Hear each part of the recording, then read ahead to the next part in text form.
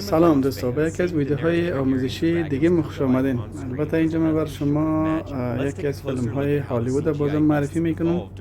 ببینین که نحوه ساختن یک فیلم پشت صحنه و با فیلم چقدر فرق داره.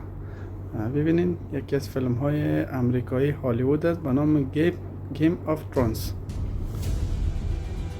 و هم پشت صحنه، بالایش البته پایین فیلم صحنه ای که در فیلم میبراید. ببینین چقدر در یک فیلم زحمت میکنن. بله،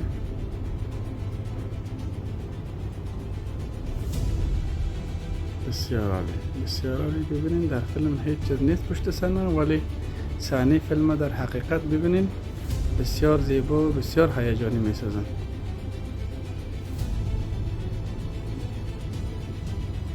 البته ما براتون بیشتر صحنه فیلم براتون معرفی میکنیم و باز هم شما میتونین نظر بدین که چگونه کلیپ ها رو ما بر شما نشر کنم.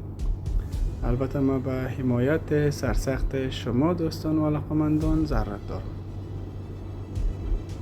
ببینین دوستان، اینجا در پشت سر فیلم هیچ چیز نیست و در فیلم ببینین چه بلاهای را استفاده میکنن. بله،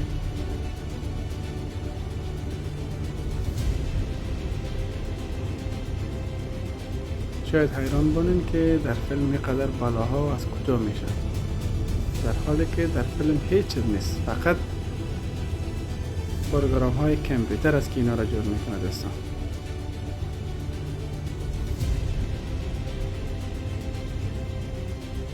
چقدر عالی در فیلم نقش بازی میکنن بازیکنای فیلم.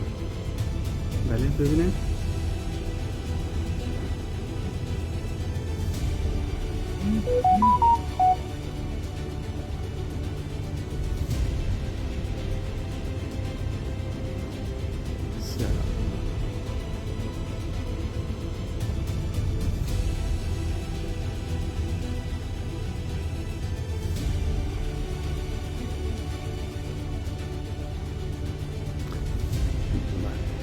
شما هم میتونید که نظر بدین کدام فیلم ما پشت صحنه‌اش بر شما و نشر بسپارم. از طریق همین صفحه میتونین از این بعد فعالیت های مرا تماشا کنین، نظر بدین، لایک کنین و ویدیوهای مرا اگر خوشتون آمد و اشتراک دوستا بگذارین.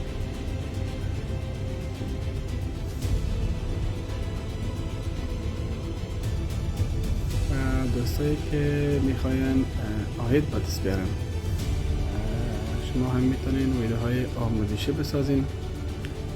در چینل یوتیوب خود پرتین، در چینل فیسبوک خود پرتین و از این بعد میتونین با نشر کردن کلیپ های جدید، البته با قوانین فیسبوک و با قوانین یوتیوب باشه برابر باشه، میتونین از ویدیوهایتان کسب درآمد داشته باشین. و انشالله در ویدیوهای بعدی را هم براتون آموزش میتونم که چگونه میتونین از ویدیوهایتان کسب درآمد کنین دوستان.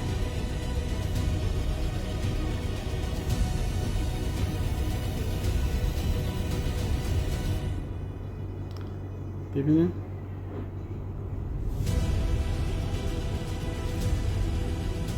بله، امیدوارم که ویدیو خوشتون آمده باشه. اگر خوشتون آمده باشه صفحه ما را لایک و سابسکرایب کنید دوستان.